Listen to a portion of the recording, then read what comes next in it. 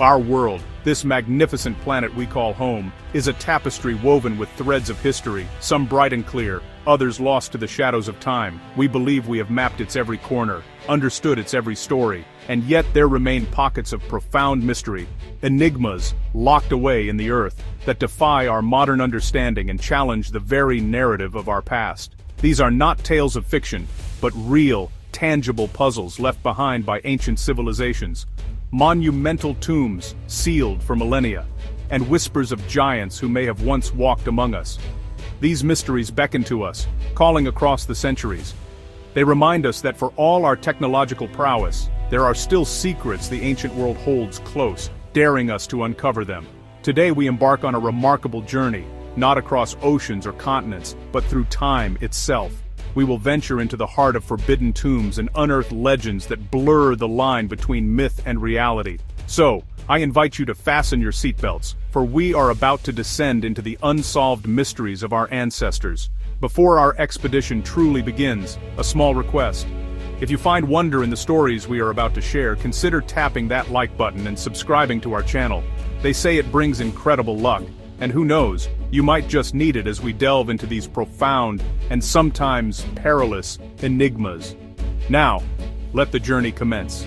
Deep beneath a man-made pyramid in the heart of China's Shanxi province lies a secret that has been kept for over 2 millennia. It is the final resting place of Qin Shi Huang, the first emperor of a unified China. For centuries, this was merely a legend, a grand tale told in ancient texts. But in 1974, local farmers digging a well stumbled upon a discovery that would stun the world. They had found the vanguard of an entire army, crafted from terracotta, standing guard in silent, eternal vigilance. This was just the beginning. This subterranean garrison, known as the Terracotta Army, consists of thousands of life-size soldiers, each with a unique face, hairstyle, and expression. There are warriors, archers, and charioteers, all arranged in battle formation, ready to defend their emperor in the afterlife. The sheer scale and artistry are breathtaking, a testament to the immense power and resources commanded by Qin Shi Huang.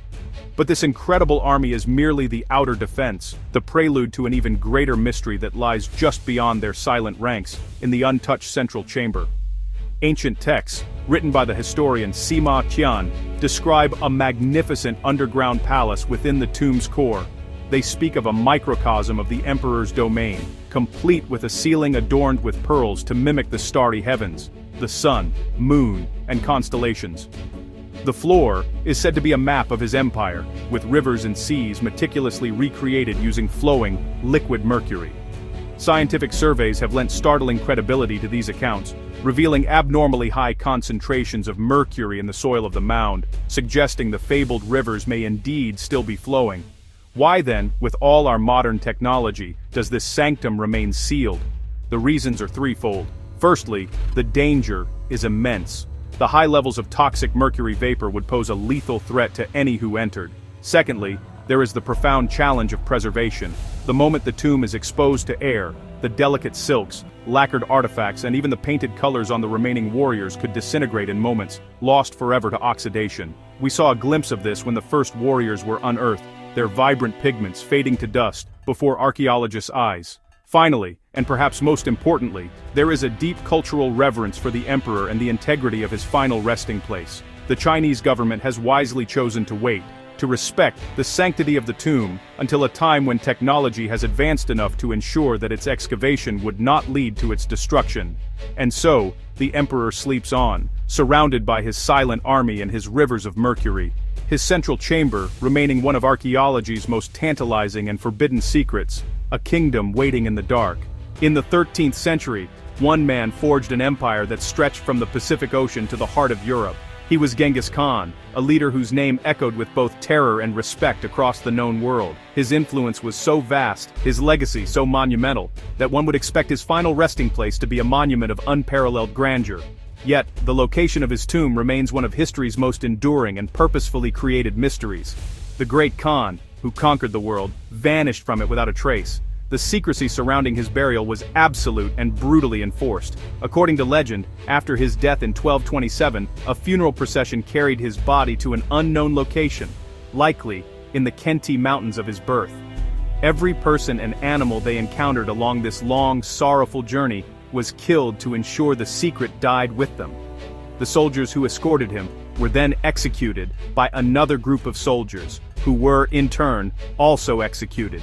This bloody chain of silence was designed to make the location impossible to find. The legends only deepened from there.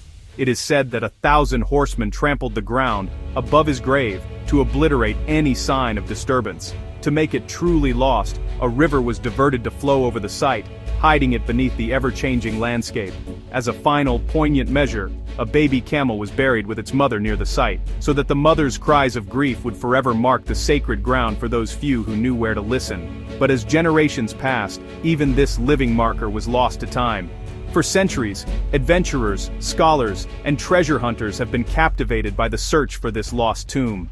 Expeditions, armed with everything from ancient maps to ground-penetrating radar, have scoured the vast remote landscapes of Mongolia. They have found potential sites, burial grounds of Mongol nobility, but the ultimate prize, the tomb of Genghis Khan himself, remains elusive.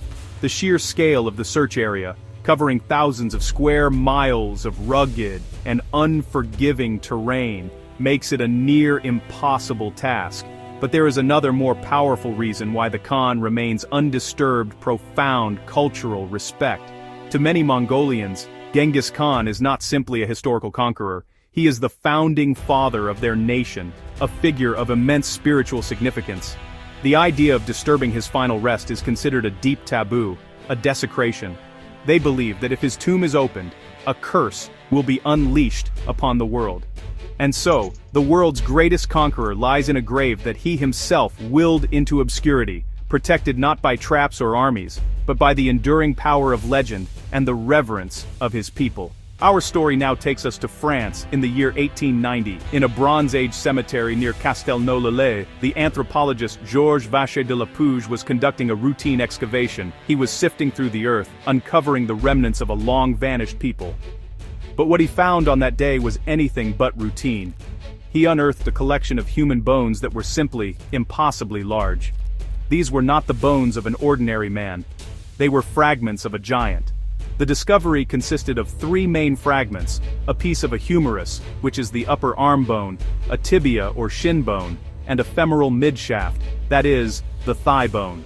De la Pouge, a respected academic, meticulously measured the fragments.